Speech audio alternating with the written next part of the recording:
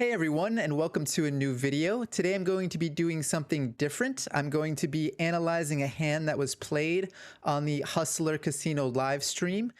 Whenever hands go down on this live stream, it's always entertaining. It's always some of the best action and biggest stakes that you'll find in poker. So after the stream, usually you have a lot of people coming in and trying to analyze the hands that go on between the players. I think this is well intentioned, but a lot of it comes from a perspective outside of the poker world. And I thought that it might be interesting to give my own perspective as a poker pro and someone who is very studious of the game. I spend a lot of time analyzing my own play and streaming on Twitch when I do play. So I feel like adding my perspective might give some different value than maybe your typical commentator or poker enthusiast that isn't necessarily a professional or has a lot of experience. So this hand was between Garrett and Andy. These two have had a lot of history together. So it's easy to sometimes use their history as a reason for what they're doing. But I think that within that history, it's still important to not get too crazy out of line, because if these players have had a long history, then they're probably going back and forth, potentially finding exploits on each other. And if they keep doing that, then eventually they're going to, come to somewhat of a weird, not equilibrium, but maybe a more balanced approach against each other. And then it's just going to be a bit different than what maybe a solver would do. But it still could be, balanced between the two of them, where they might just be breaking even against each other. I don't think that that's the case here, but I do think that this hand is an interesting case in, is Garrett trying to just exploit Andy here, or is there some theory behind what he's doing? Let's take a look at the hand. It's not very often we see Garrett off his game too. So to catch you guys up to speed in this hand, it is a 4-blind game. If you look in the bottom right, it'll say 100, 200, 400, 800. So the button, who was JR, raised. The first blind, who was Phil Ivey, the 100 blind, folded. And then the 200 blind called the button raise. And then Andy comes in with a squeeze 3-bet here. And Garrett responds by cold 4-betting King 5 offsuit, according to the graphics. Sometimes the graphics are wrong. This could possibly be King 5 suited, but I think that it's unlikely if Andy does in fact have the King of Diamonds in his hand, because then Garrett would need to have the King of Diamonds in order for his hand to be suited. Or maybe the 5 was a 5 of hearts. I don't know, but we'll assume that it is King of 5 offsuit. And right away, that hand is not typically a hand that's used very often to cold 4-bet here. As the cold 4-better coming in against a 3-bet range, a squeeze 3-bet range, you generally want to be blocking some of the best cards. So an ace or a king are good candidates for having a cold 4-bet range. Now, that being said, there's a couple of dynamics maybe at play here. First of all, the button raiser, who is JR, is, I want to say, a little tighter than some of the other pros at the table. And the player that called in the second blind was also a very tight player. So I think that Andy could easily be squeezing here light. Maybe Garrett picks up on that and decides, I'm just going to 4-bet anything with an ace or a king in it. That's very possible. But again, I wouldn't use the offsuit combos. You're just going to be doing it too often if you use the offsuit combos, as well as the equity is much worse when you're doing it for obvious reasons. You can't make a flush as often. And you're not going to flop backdoor equity if there's a single heart on the board. So there's a lot of reasons to use a suited combo as the cold 4-better here. So it is surprising that Garrett's just using any king here, seemingly. Maybe the 5 has some value as well, but I would argue against the 5 being a good card to use because that's going to eliminate some of the weaker hands that Andy might have to 3-bet, like ace-5 suited or 5-4 suited, 5-6 suited, these kinds of combos. So if anything, I think Garrett's hand is blocking Andy's weaker range rather than blocking his better range. So again, I probably would rather see Garrett use something maybe like King Jack suited, King 10 suited. And that's why, of course, the ace king is always a great hand to 4-bet as well because of the removal effects and the equity against the lower pairs. The guy is just a beast, just crushes week after week, but he's human. And Andy, just like last time, just flats with kings. 15. That's 15,000 in the 50. So Andy calls. I think this is a great play. You're super deep. You're going to need to call some really strong hands if you're going to play out of position. If Andy were to just always 5-bet or go all in with his kings, when he does call, he's really prone to being attacked by Garrett here with seemingly much stronger range. So I think flatting kings is a great play. Could Andy even flat aces at some frequency? Perhaps. I think aces might become more of a 5-bet than a call, but kings certainly can play as a call here. I do like his play. The flop comes Jack 7-7.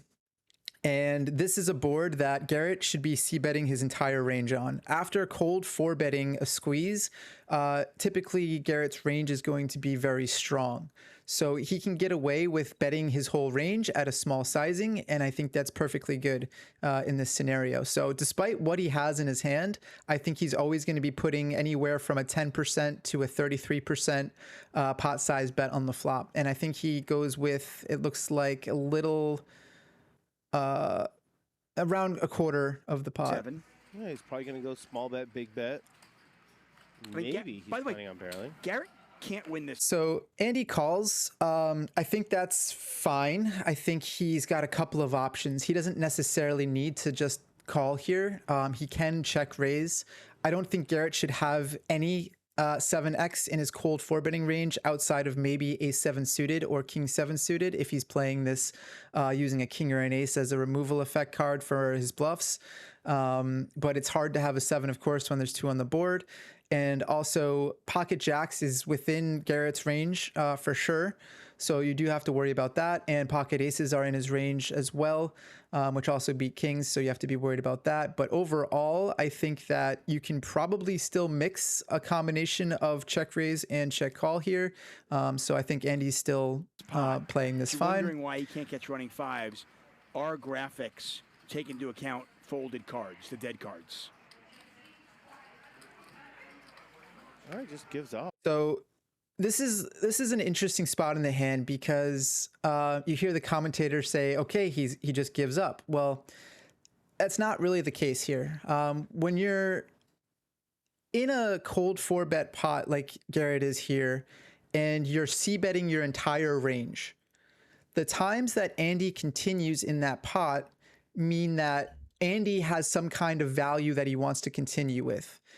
And the equity advantage between Andy and Garrett may actually shift into Andy's favor after Andy calls the continuation bet out of position, because that means Andy's very likely to have at least a pocket pair, maybe some kind of ace king suited that he's floating, some weaker hands that he could potentially float here, like 10-9 if he ever has 10-9, 8-9, you know, queen king suited or something like that. Those are the weak hands are possible. However, a lot of the trash hands, a lot of the really bad hands are not going to be able to continue. So it's possible that the equity advantage shifts over to Andy with his entire range, which means that Garrett can't just barrel the turn without any risk, because Garrett can easily get check raised by Andy on the turn. And so what happens in a solver is if the equity advantage does shift into Andy's favor, Garrett is going to be forced to check a lot on the turn, even with really strong hands. So if Garrett had a jack or Garrett had a 7, the solver would probably still check those in position. So there's no real there's no like giving up, as a lot of people might traditionally think when you check the turn in position. It's more of a play that allows you to balance your range so that when you do have weak hands in your checking, you'll also have strong hands in your checking, and you're up against really strong range. So you want to be sure to be balancing your own range so that you can get to the river with strong hands, as well as some of the, quote unquote traditional give ups on the turn.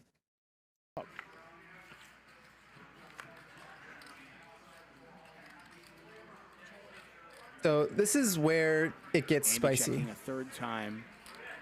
Andy checks again. I actually am not a huge fan of Andy's check here unless he has an exploitative read. And that's because if Garrett does elect to go for a large bet on the river, Andy's not going to be very happy check calling.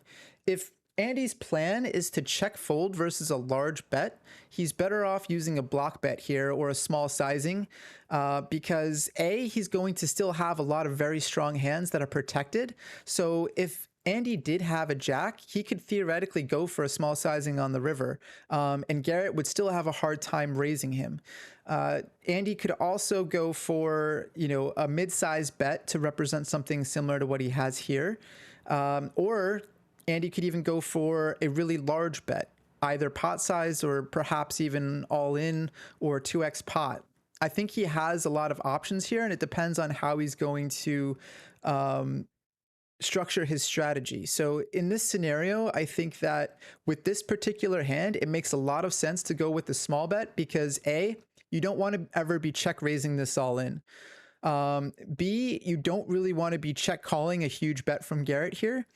And C, even against a large bet, you're only really beating bluffs, and it's possible that kings aren't good blockers for some of the, good hands in Garrett's range, right? Like Garrett's range can have a lot of pocket aces.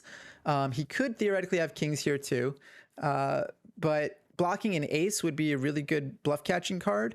So I think that kings more so wants to go into a leading range here, but it's possible that you could also check this as long as you're willing to check call a big bet on the river. Garrett in the tank on this one. And that's exactly all in what Garrett does. So Garrett shoves here. And I think that up until this point, and perhaps even at this point, Garrett's played the hand okay. I don't agree with the pre-flop cold 4-bet. I think the flop c-bet is completely standard. I like the check back on the turn. And then on the river, he can potentially have a jack still, which is a very important part of what he's doing in this hand. Now, because we mentioned that Garrett can still have really strong hands that he's checking back the turn with, that means that Garrett can still possibly have a jack. So what jacks would Garrett have in a cold 4-bet pot? That's the question that I think a lot of people are overlooking. He's not going to have too many. He might have ace jack suited. That could be a cold 4-bet. And he might have pocket jacks. That's going to be a clear, value 4-bet. And then hands like maybe king jack suited, and maybe queen jack suited, jack 10 suited. But I don't think Garrett should be cold 4ing jack 10 suited or queen jack suited very often. I think if you were going to choose a suited jack, it would be ace jack or king jack. And so that's why these kings are going to play into account for Andy. Now, the jam itself, I think in theory is dicey because, like I said, he doesn't have a lot of jack X. And if he did have jack X, I don't think he would be always jamming here because you want Andy to call. A lot of Andy's range at this point is going to be ace high and good to medium strength pairs. So kings, queens, tens, maybe even some low pocket pairs, sixes, sevens, eights, nines. And if you're Garrett and you're holding a jack, you're not really interested in going all in because that's not going to give Andy a difficult decision with those lower pocket pairs. He's just going to snap fold. So you want to have like a 50% pot to about maybe at most a pot size bet on the river in this scenario. And you can comfortably represent a jack still there along with pocket aces that you check back turn with, pocket queens, pocket kings, all of the strong hands that you're going to cold 4-bet pre-flop. So I don't necessarily agree with the all-in in position in this spot only because he has a lack of jack X here. That being said, if he wanted to merge his pocket aces with this sizing, that wouldn't be a terrible play either. If he had pocket aces with an ace of diamonds or something, maybe that would be part of the strategy.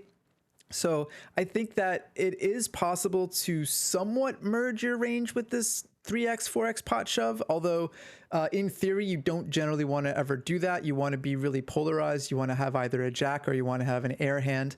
And the air hands that you want to use, now this is the important thing, are combos that are going to block Andy's calling range.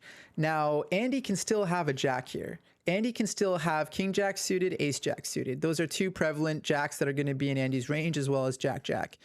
You can't really block jack jack, of course, but you can block ace jack and king jack.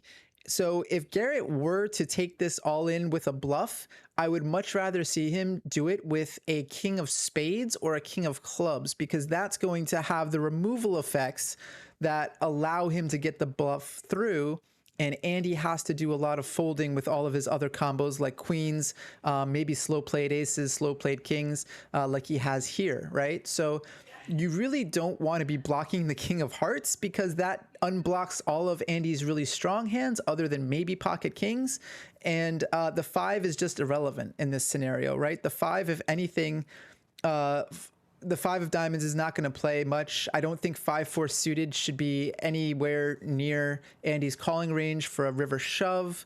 Although maybe I don't think he's going to be floating it on the flop, right? So he's not going to be check calling out of position with any of the 5x of diamonds. Maybe ace 5 of diamonds. Maybe I take it back. Maybe the 5 diamonds has some relevance, but I would much rather see Garrett use something like king queen of spades would be really good here. King queen of clubs, even like an ace queen of clubs combo, that would be great for bluffing here. I just don't think that he has the right combo to use this sizing and to bluff Andy. That being said, he just went all in. He just bet 296,000 into a pot of 87. What a spot.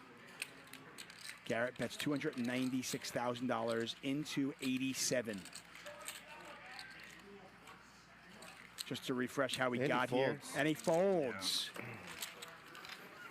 Yeah, so Andy makes the fold, which obviously, since we can see their cards, looks crazy. You know, Garrett sitting there with king 5 offsuit, Andy with kings. And I'm kind of torn about this decision for Andy because it's a really tough spot. First of all, you're facing a 3 to 4x pot bet on the river. You've kind of downplayed your hand till this point. It looks kind of like what you might be normally representing in a scenario like this: pocket tens, pocket queens, maybe kings that mix call pre. So I think that, again, this is one of the dangers of not leading out the river. You now have to face a really large bet out of position, and you have to sometimes make the call here.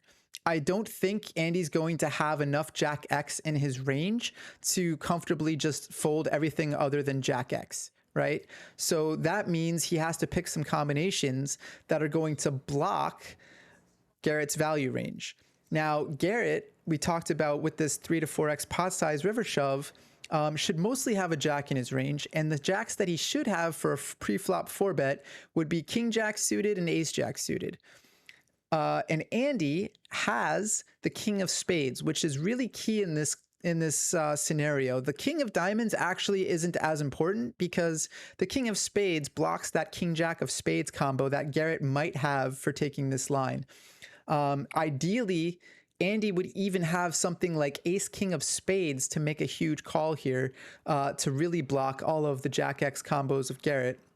But that being said, I think that this pocket kings combo is probably going to be a call.